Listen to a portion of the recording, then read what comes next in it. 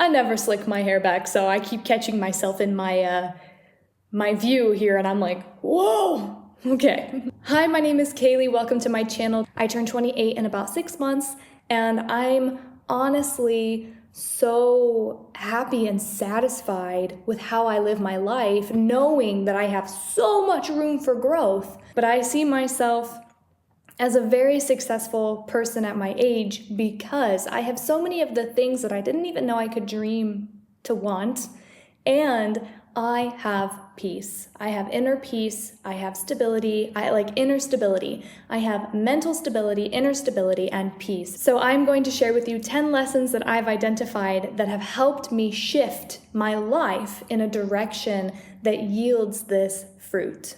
Lesson number 1 is it is essential to get out of victim mindset. And the only way that I've been able to identify truly being able to get out of victim mindset is to actively take ownership of your thoughts, your attitudes, your feelings, and your beliefs. Anybody can suffer or anybody can be stuck in victim mindset. Victim mindset is a human thing. It's human nature to have this problem. So every single one of us has a responsibility to identify if this is active in our thinking and to take it captive and to take ownership of our thoughts, our beliefs, our emotions, our attitudes, and unequip victim mindset. Lesson number 2 is very common, but I have a little bit of a spin on it. Health is wealth. Now, let's think about wealth for a second. Wealth is something that you have to invest in, you have to grow, you have to be intentional about. So is your health. And just like wealth, you have to invest into your health, and you have to take your health and invest it too. Oftentimes, the messaging that health is not the purpose and the point, it is a tool for living an abundant life, is missed. Health is not the target, it is the tool by which you can target the target. Health is so essential and so important. It is worth that time to invest in. Additionally, let me just shoot out there. You could have all the wealth in the world, but if you don't have the health to utilize it or enjoy it, then you're going to spend all of your wealth trying to get the health, right? We go into debt for health. Health is so important. Okay. Lesson number 3, we all need to define our values and then live by them. If you are living by the values that have been placed upon you, whether that's by your schooling, your parents, your society, culture, whatever, if you're just living by these values, you haven't examined them, then you're easily manipulated. But when you actually take the time to examine, which kind of goes back to lesson number 1, own your beliefs, when you take the time to examine your values and actually question, why do I believe what I believe? And is what I believe actually in alignment with what I discern to be the truth? Taking this time to define those values and then live by the values you believe are truly important. This is so important. It builds up your trust, your confidence, your self-esteem. It builds up your health. It is so important as a stable, grounded adult to define your values and then live by them.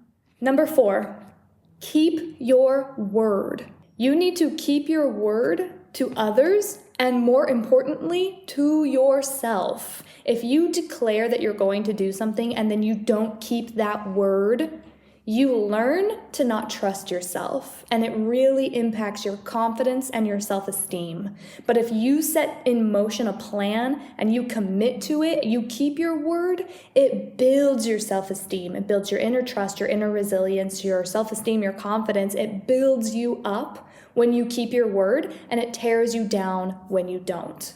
Lesson number 5 is to be intentionally grateful by the way you live, not passively grateful by the words that you speak. If you express having gratitude for the blessings in your life, but you do not live according to that gratitude, you're lying to yourself. You're putting on a false front because you think you should be grateful. Gratitude comes with action, not empty words.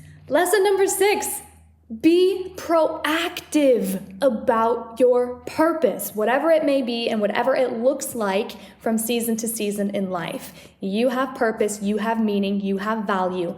Be proactive about bringing that about stepping into it, about shaping it, defining it, molding it. You are an active participant in your life. Being proactive about your purpose just puts you on a path of enthusiasm that passivity cannot reach.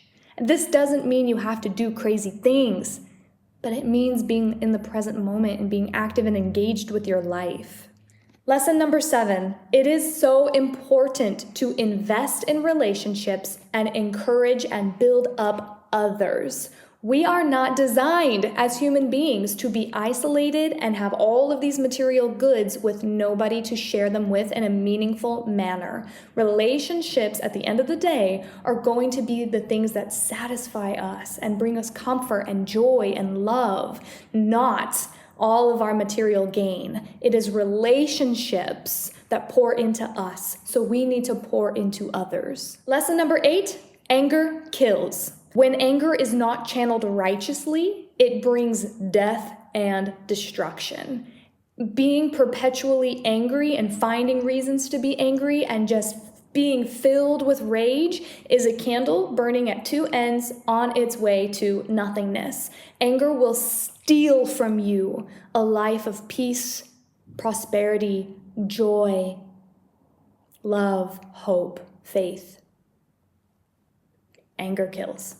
Lesson number 9, religion is a tool for devotion. It is not the source of faith. Seek God, worship God. Do not seek and worship religious laws. And lesson number 10, prayer is easily the most underrated and most impactful thing somebody can practice. Because unlike mindfulness and meditation, prayer is targeting the Creator.